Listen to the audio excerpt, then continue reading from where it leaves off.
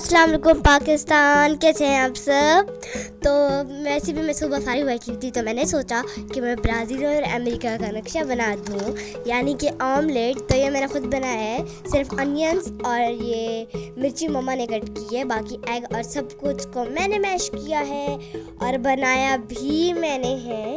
और ये देखें, अभी मैंने स्टोव ऑन कर दिया और हमारे स्टोव पे थोड़ा वो प्रोटेक्शन का मतलब अलामात है, हम उसको ऑन कर सकते हैं बच्चे भी को ईज़िली, लेकिन सब छोटे बच्चे नहीं। और ये देखिए, ये तो बिल्कुल वो ब्राज़ील का नक्शा ही लग रहा है, हर तरफ से बिल्कुल वही लग रहा है। और दरमियान में ग्रीन ग्रीन वो है, लैंड्स है और सारा येलो वाटर है, येलो वाटर है सारा का सारा।